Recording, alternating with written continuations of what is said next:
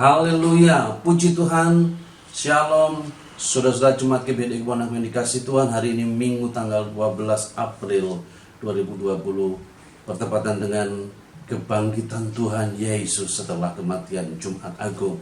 Biasanya pada Hari Raya Kebangkitan kita rayakan dengan meriah, dengan berbagai macam acara di gereja, dan bahkan banyak gereja mengadakan ibadah padang. Tetapi tahun ini kita melakukan di rumah masing-masing. Kenapa saudara-saudara? Karena kita mengikuti anjuran pemerintah. Beberapa hari yang lalu pemerintah melalui Kementerian Agama Republik Indonesia mengeluarkan himbauan untuk umat Nasrani dan Katolik melaksanakan ibadah Jumat Agung dan kebangkitan atau Paskah di rumah masing-masing. Hari ini saya ajak Bapak Ibu belajar kebenaran firman Tuhan dari Lukas 24 ayat 1 sampai 10. Saya baca ayat 1 saja yang berbunyi demikian. Tetapi pagi-pagi benar pada hari pertama minggu itu mereka pergi ke kubur membawa rempah-rempah yang telah disediakan oleh mereka. Saudara, kisah ini adalah kisah wanita-wanita yang selama melayani Tuhan. Mereka mendatangi kubur Tuhan dengan membawa bunga, rempah-rempah dan sebagainya. Mereka lupa bahwa Yesus pernah mengatakan bahwa pada hari ketiga dia akan bangkit. Dan mereka juga lupa bahwa makam Yesus yang di gua itu ditutup oleh batu yang besar. Saudara, kebangkitan merupakan hal yang penting karena membuktikan bahwa Yesus Kristus tidak dibatasi oleh maut. Yesus Kristus tidak bisa dikalahkan oleh maut. Bahkan Yesus berkuasa atas maut. Maut tidak bisa mengalahkan Yesus, tetapi sebaliknya Yesus telah berkuasa atas maut. Sehingga apa saudara? Dia mati dan bangkit supaya saudara dan saya lepas dari kematian kekal. Kita akan mati secara fisik, saudara, tetapi menentukan berikutnya adalah kita kematian secara rohani kekal, yaitu neraka, atau kita kehidupan kekal secara hidup kekal bersama Yesus di surga. Saudara, dalam kisah ini disebutkan wanita-wanita ini ingin berbuat sesuatu untuk Tuhan.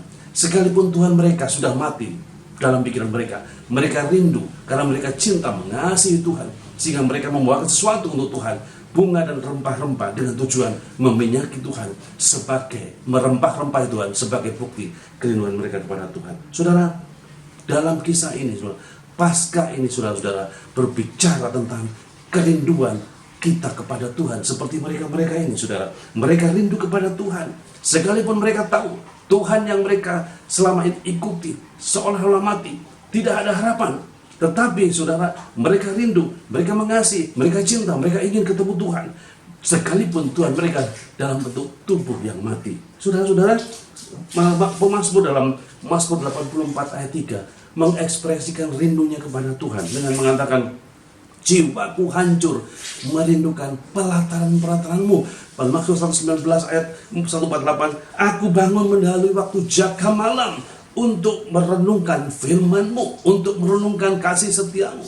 Jaga malam adalah mulai jam 11 malam atau jam 12 malam sampai menjelang pagi. Tetapi sebelum jaga itu selesai, Mazmur Daud ingin datang sebelum tukang-tukang jaga itu pulang, ingin mendahului mereka ketemu Tuhan. Saudara, Paskah berbicara kerinduan melayani ketemu Tuhan.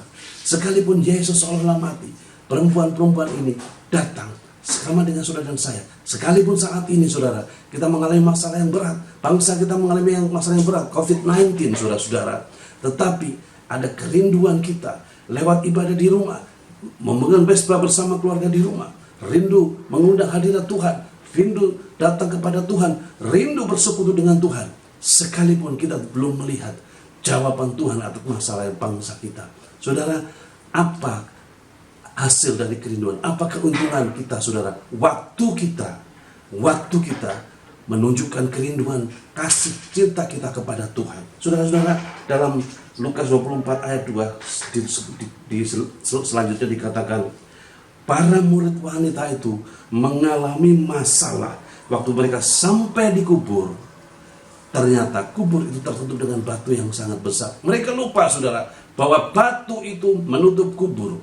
Dan mereka lupa bahwa mereka pun tidak akan sanggup menyingkirkan batu yang sangat besar, saudara-saudara. Tetapi karena modal mereka yang lemah, kerinduan, ingin ketemu Tuhan. Ini jawabannya, saudara-saudara. Dalam Markus 16 ayat 3 sampai 4 dikatakan begini. Mereka, para wanita ini berbicara, siapa yang akan menggulingkan batu bagi kita dari pintu kubur? Itu perkataan mereka, saudara. Sekarang mereka dihadapkan satu masalah, persoalan yang sangat besar, yaitu batu yang sangat besar menghalangi mereka. Tetapi saudara, Alkitab selanjutnya mencatat ayat yang keempat. Tetapi ketika mereka melihat dari dekat, tampaklah batu yang memang sangat besar itu sudah terguling. Siapa yang menggulingkan, saudara-saudara? Yesus sendiri melalui malaikatnya. Waktu dengan modal kerinduan, rasa cinta, rasa ingin ketemu Tuhan, masalah itu, persoalan itu, Tuhan yang ambil alih. Kita punya rasa yang sama, saudara-saudara. Kita harus punya attitude, keinginan yang sama dengan wanita-wanita ini. Waktu modal kita cuma kerinduan, masalah yang di depan itu Tuhan ambil alih. Mazmur 34 ayat 20 mengatakan, kemalangan orang benar banyak, tetapi Tuhan meluputkan dari semua itu. Saudara, kemalangan saudara dan saya banyak, tetapi percayalah, Tuhan yang ambil alih segala masalah, persoalan yang menghadapi bangsa kita, termasuk saudara dan saya. Yang ketiga, saudara, ayat yang keempat. Waktu mereka, wanita-wanita ini, melihat batu terguling, yang mereka lihat di dalam adalah seorang laki-laki yang muda, yang mukanya gilang gemilang bercahaya dengan pakaian yang putih bersinar. Berbicara tentang apa, saudara? Mereka melihat kemuliaan Tuhan. Waktu kita ada kerinduan kepada Tuhan, waktu setelah kerinduan kita, di depan kita ada masalah, ada persoalan, batu yang besar menghalang kita, dan kita tidak sanggup mengubahnya, tidak sanggup menyingkirkannya, Yesus yang ambil alih. Dan saat Yesus ambil alih, saudara dan saya melihat kemuliaan Tuhan. Roma 8 ayat 18 mengatakan, penderitaan zaman sekarang tidak sebanding dengan kemuliaan yang akan saudara dan saya dapatkan kelak ketika bersama-sama dengan Tuhan. 2 Tesalonika 2 ayat 14. Untuk itulah Ia telah memanggil kamu oleh Injil yang kami beritakan, sehingga kamu boleh memperoleh kemuliaan Yesus Kristus Tuhan kita. Saudara, waktu masalah berakhir, waktu Tuhan ambil, di situ saudara dan saya melihat kemuliaan Tuhan. Kemuliaan Tuhan ada dalam hidup kita, bahkan kita akan bersinar seperti Tuhan sendiri. Saudara-saudara, ayat yang kemudian, yang ketiga, ayat yang ke-5 sampai 9. Setelah mereka mengalami itu, saudara, mengalami batu terguling oleh Tuhan sendiri, yaitu melalui malaikat, mereka melihat kemuliaan Tuhan. Malaikat itu katakan, pergi, katakan kepada yang lain, Yesus Kristus yang telah mati dan bangkit seperti yang Dia katakan. Apa artinya, saudara-saudara? Mereka menerima berita yang benar, mereka menerima berita keselamatan, dan mereka menerima mujizat. Artinya apa, saudara? Mujizat mereka sudah alami, dan mereka mengabarkan, yang artinya mereka mentransfer, mereka men-share, mereka membawa berkat. Kehidupan saudara dan saya sama, saudara-saudara. Waktu melihat kemuliaan Tuhan hadir dalam hidup kita lewat Paskah ini, kita bukan hanya diberkati, tetapi seperti ini, saudara, menjadi berkat, membawa kabar kesukaan, membawa sukacita, menjadi teladan buat orang lain, dan juga keberadaan saudara dan saya menjadi berkat dan menjadi nilai tambah buat orang lain. Saudara-saudara, dalam Efesus 2 ayat 6 dikatakan, dan di dalam Kristus Yesus, saudara, Ia telah memanggilkan kita juga dan memberikan tempat bersama-sama dengan Dia di surga. Saudara, yang keempat ini menjadi berkat dan membawa berkat, bukan hanya menerima berkat. Yang terakhir, saudara, ayat yang 10 disebutkan Maria Magdalena, Yohana, dan Maria ibu Yakobus, dan wanita-wanita lain. Artinya apa, saudara? Nama mereka tercatat kekal dalam Alkitab.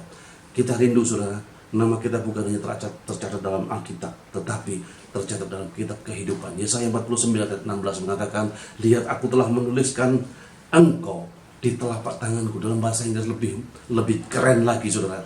I have inscribed your name on the palm of my hand. Aku telah mengukir namamu di telapak tanganku. Kalau diukir, saudara, telapak tangan luka, saudara.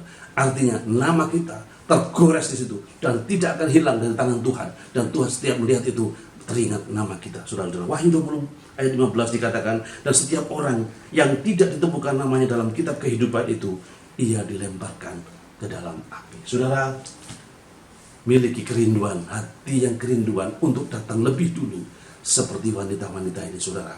Itulah, saudara, kunci dari berkat-berkat keselamatan mujizat dan nama kita tertulis dalam kehidupan. Saudara jemaat yang dikasihi Tuhan, Jemaat GBD Kebon Agung, saya atas nama Gembala mengucapkan selamat Paskah.